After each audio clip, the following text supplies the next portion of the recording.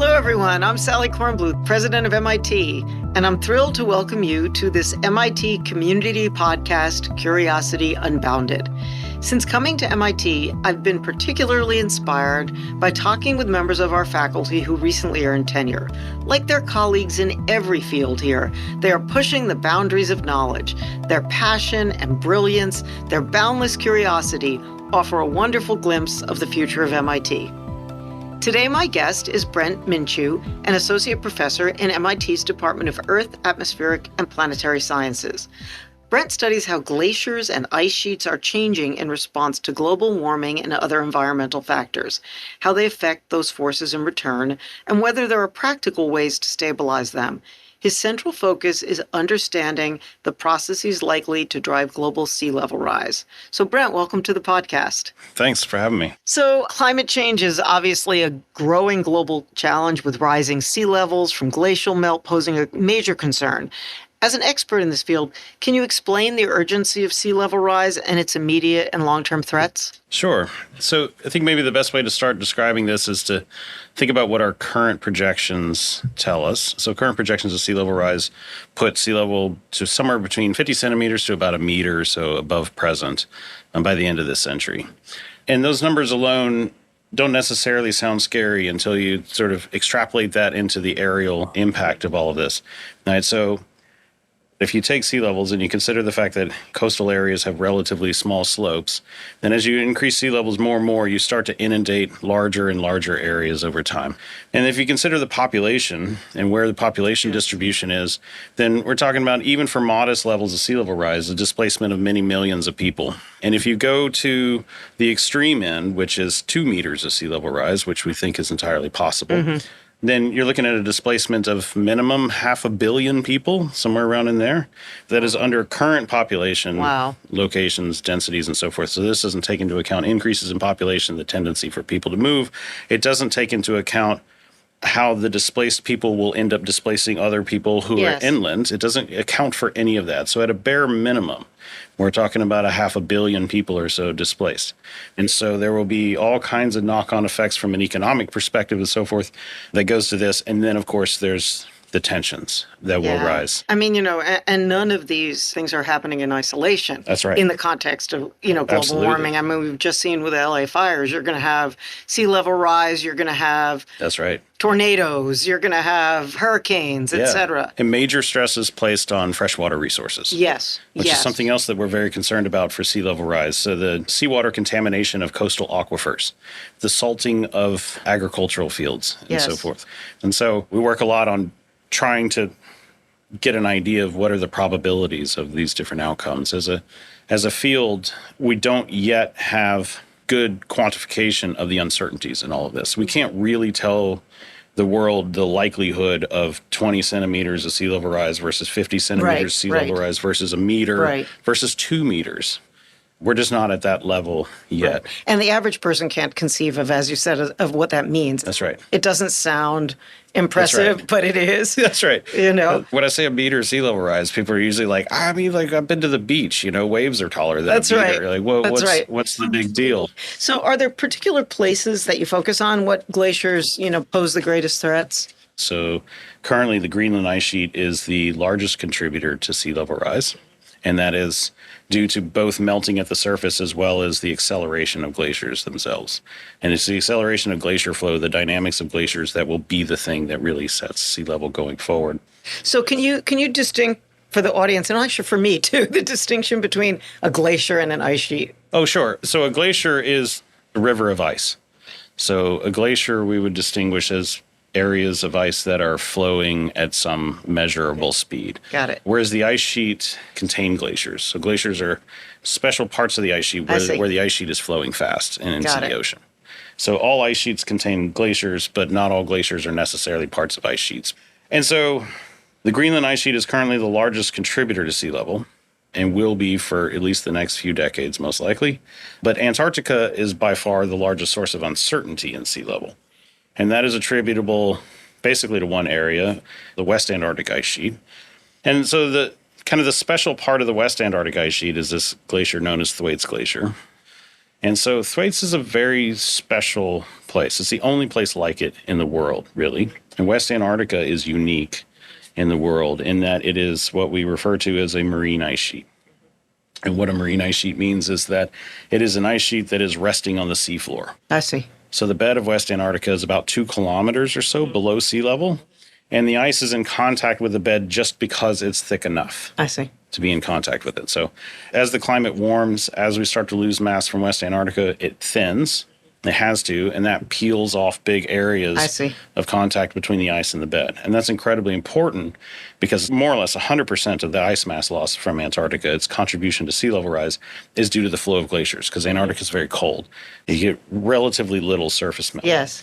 And so the flow of glaciers is very sensitive to how much drag there is at the bed, at the base of the ice, the contact between the ice and the dirt or the rock that's underneath it. And so most of its resistance is going to come from the contact between the ice and the bed. So as you thin this, you peel large areas of the ice off of the bed. Okay. So it's like taking your foot off the brake in your car. And so all the ice starts flowing faster. Right? And because mass is conserved, once you flow faster, then you also have to thin faster. I see. And so there's a runaway effect that we refer to as the marine ice sheet instability, which is a buoyancy-driven instability. A lot of research suggests that we're either very close to or already in this state of instability. The mass loss from West Antarctica could, at this point, very well be driven by internal feedbacks. Yes. And thus insensitive to some extent to whatever we do with emissions. Is there anything that can be done to stop this escalating effect? The answer to that question boils down to whether or not we're really in this unstable state. Yes. Again, a lot of research over the past decade or so provides evidence to suggest that we are already in this unstable configuration. And if that's true, then we could pull CO2 concentrations back to pre-industrial levels tomorrow, and it wouldn't stop the demise of West Antarctica. It's something that we're going to need to deal with no matter what we do with emissions. So it's more adaptation at this point than... It could be, yeah. I mean, those are currently the only options on the table. I should also mention that if Thwaites goes, the idea of projections that we mentioned before, the potential for 2 meters of sea level rise by the end of the century, that's primarily due to what happens to Thwaites. I see. That's the big uncertainty. I see. And so currently adaptation is the only set of options on the table for us.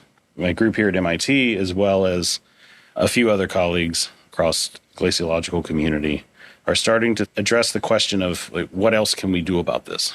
And so we're working on this question of basically, can you engineer Antarctica to try to stabilize the ice sheet? What kind of things can you do to So there are basically three broad categories of ideas that have been presented.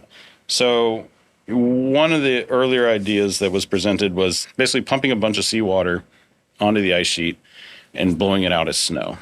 So you just increase the mass over the ice sheet. There have been a few papers published on this, and it's not clear to me that could work, that you could scale that. The ice sheet is big. Yes. You know, Thwaites Glacier itself is the size of Florida. Wow. Right? Wow. And so... That's a lot of snow. Yeah. You know, West Antarctica is a considerable fraction of the continental United States. You know, these are huge areas that you would have to deal with and distribute snow across, and you'd have to pump water in many cases over maybe a couple hundred kilometers of ice and air temperatures that are usually not much warmer than like minus 10 C. Right. So you'd have to do all this without the water freezing. There's all kinds of challenges with that. Another sort of category of ideas has to do with the fact that in Antarctica and Greenland, in Antarctica especially, the mass loss is really driven by the warming of the seawater local to the ice sheet. So the transport of warm, deep water to the ice sheet itself, that's melting the underside of the ice. And that's particularly challenging because ice is this truly amazing material. So if anybody's listening out there and is excited about material properties, you should totally study ice. It's not very well understood, and it's a fantastic problem because of its elegance. It's just 2 hydrogens and an oxygen. Yes. But it has all of these fantastic material properties. It floats, for one thing, which is one of the reasons why we're concerned about what's happening in West Antarctica.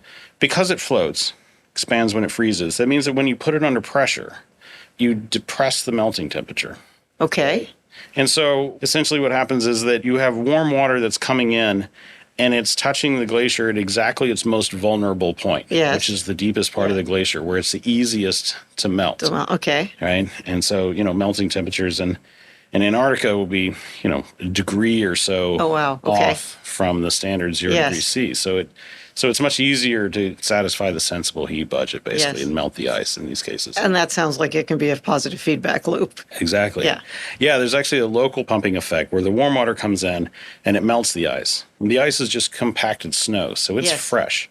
So whenever it melts, it's fresh water, which is buoyant in the salt water in the area. So it has to rise, and it creates these turbulent plumes that go up. And that creates this almost self-sustaining pump where the ice sheet pulls more and more warm water toward it. And so this class of ideas that we were talking about for engineering Antarctica, one of them is, well, what if we just block that warm water? Why not put a barrier on the ocean floor to try to block that warm water? And this is probably one of the better developed ideas. It's still very much in its nascent stages, relative to the complexity of the problem. Interesting. I mean, this sounds like an engineering challenge. Yeah, I mean, it's a huge challenge. This one also, you run immediately into questions of scale. Yeah, exactly. How big a wall do you need? Exactly. Like almost certainly tens of kilometers long at its minimum. Yes. And how do you put that in the most remote area on Earth that is often inaccessible to ships due to sea ice cover and so forth? And then last category, this is stuff that I'm most interested in because it has the potential to actually stabilize the ice sheet. So all these ideas of instability that we were talking about before, they're predicated on the assumption that the ice is thawed at the bed and it is sliding over its bed. Okay. And so if you could freeze the glacier to its bed, then that is a stable configuration. I see. And most of the edges of the ice sheet are frozen to their beds, and they're relatively stable. We're not too concerned with them. And glaciers in Antarctica do freeze themselves to the bed as part of the natural process. And so we have natural analogs, natural phenomena that we can work on and we can learn from. And our current understanding of why glaciers in Antarctica freeze themselves to the bed is that there's a thermodynamic feedback. And basically what it is that glaciers in Antarctica are flowing essentially because they're flowing, to a good approximation. And what that means is that the flow is facilitated by the lubricating effect of the water that's produced by the melting of the ice itself. I see. And in areas where the glaciers are flowing, the primary source of heat is the frictional heating due to the flow. And so you create this actually interesting feedback loop where the drag at the bed, the resistance at the bed, influences the velocity of the glaciers. So this is an interesting problem where, to a good approximation, the driving force remains constant. And both the resistance and the velocity change together. And they change together in a nonlinear way. Right. And it comes from the fact that viscosity has a stress dependence to it. So the higher the stress, the lower the viscosity of ice. And so when you sort of take all these things into account, what you create is a situation where you can manipulate the drag at the bed. You can change the drag at the bed such that there's no resistance at the bed, right? So perfectly lubricated, like floating ice. And so you produce no heat. And then on the other side, the drag is so high that there's no velocity.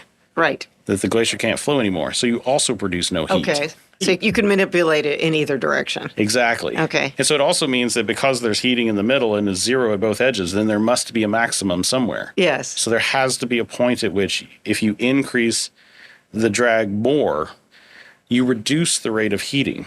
Which is counterintuitive, right? Yeah, I understand. But then that creates its own self-sustaining feedback loop where the glacier kind of gets itself into this mode where it starts to freeze itself to the bed. I see. And so the idea then boils down to then how do you increase the drag at the bed? Number one, flow is facilitated by the lubrication of water at the bed, right? So one obvious solution is then, well, you drill a hole and you pump water out from the bed. Oh, interesting. Like draining the oil out of your car engine while it's running. It's eventually going to slow things down.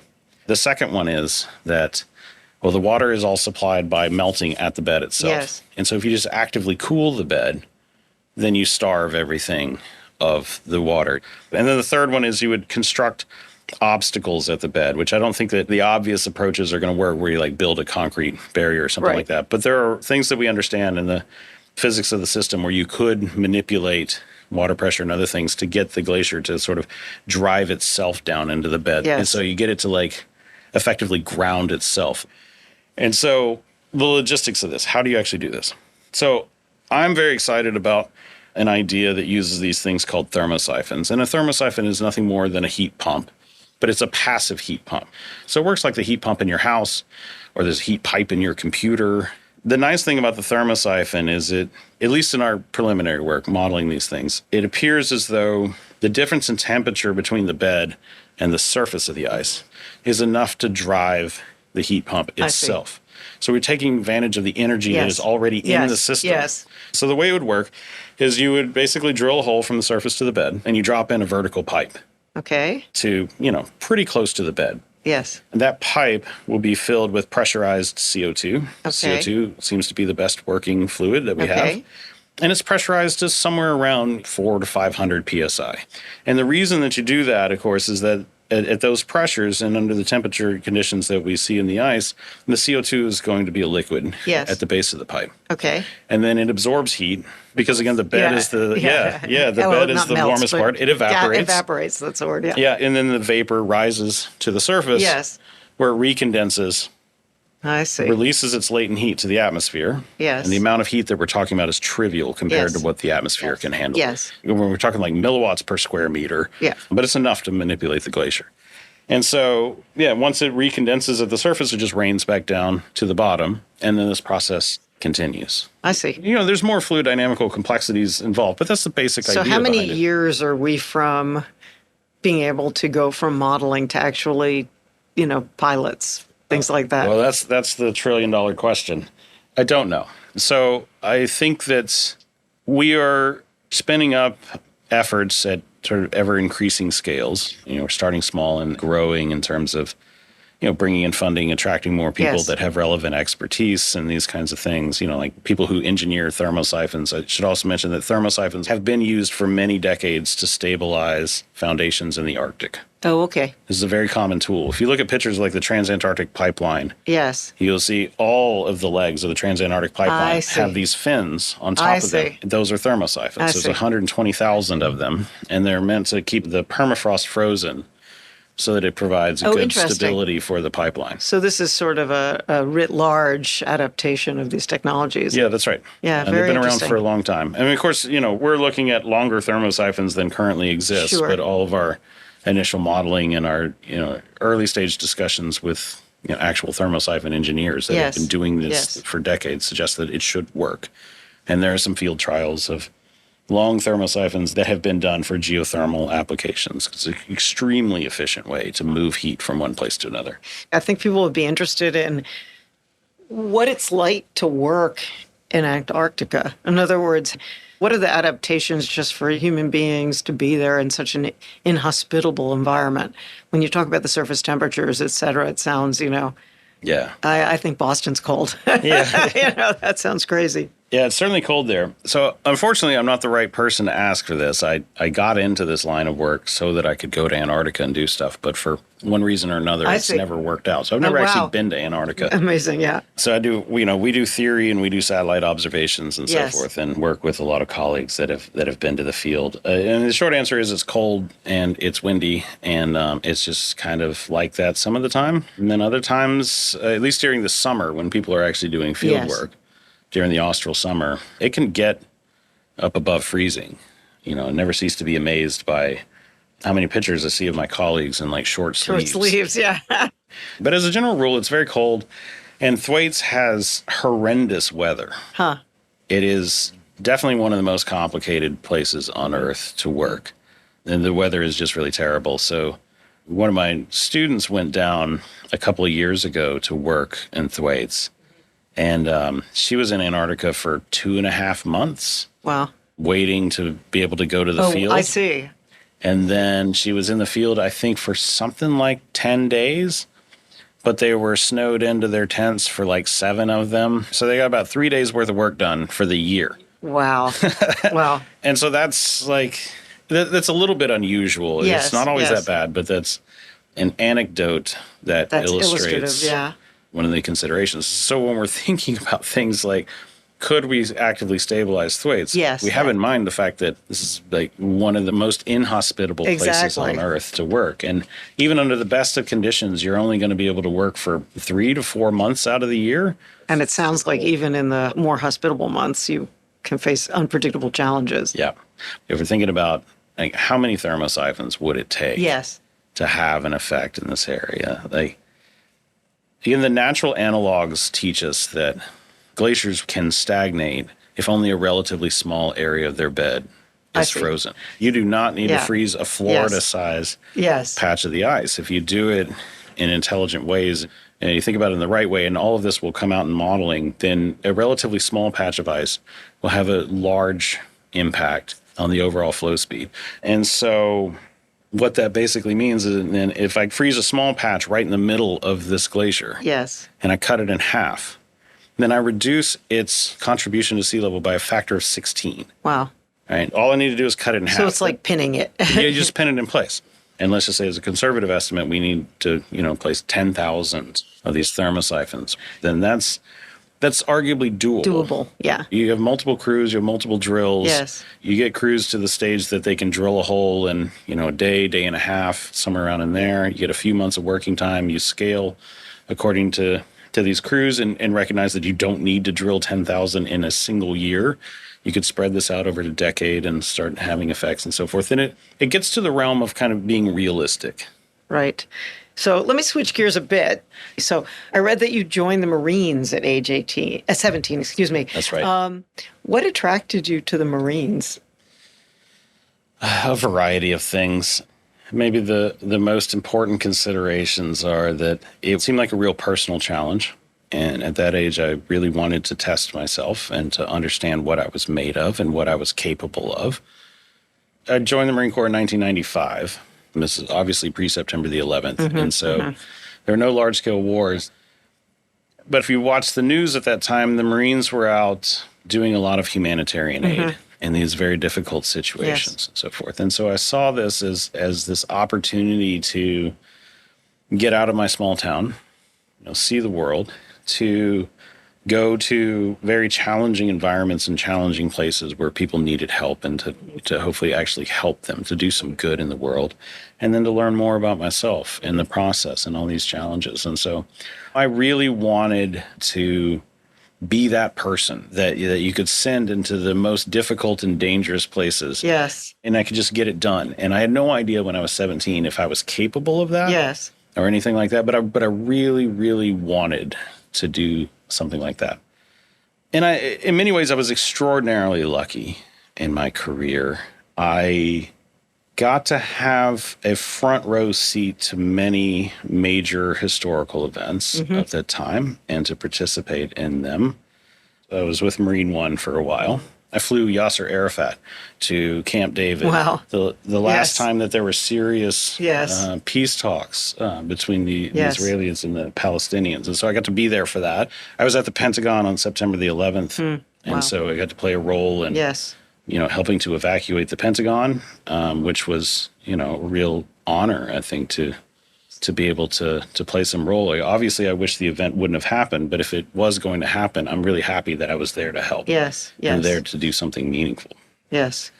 I was one of the first Marines on the ground in Iraq. Wow. We were all by ourselves in the north. So in Mosul, we did some counterterror things in the Eastern Horn of Africa, so Djibouti, Somalia, Ethiopia, that area. Got to spend a summer on the Eastern Horn of Africa, which if you're not used to heat, I'd strongly advise not doing. It is. I'm from Texas, and I thought I knew what heat was, and I was wrong.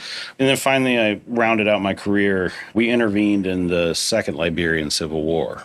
And so we went in and we put an end to hostilities and provided this level of security that allowed UN peacekeepers and UNICEF and these other organizations to come in and bring food to the people who were effectively being starved. So I got to end my career finally doing the thing that I wanted to do.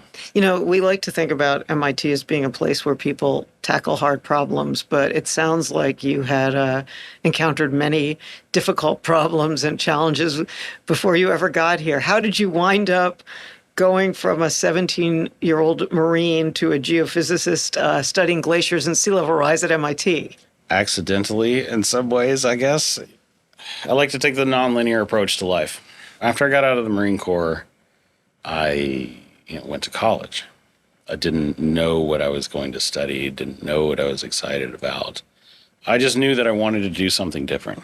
And when I was a kid, growing up, my mom worked at the Johnson Space Center, and I remember, going there as a kid and always being enamored by flight, and John Glenn was my hero, and John Glenn was a Marine, know. Yes. so this is hopefully you see all these connections, like spokes on the wheel of my life. But I went to college and I decided to study aerospace engineering. I wanted to build rockets and do cool stuff like that and so forth. And so while I was doing my undergrad, I learned a lot of stuff and I got very excited about formal education again. Yes.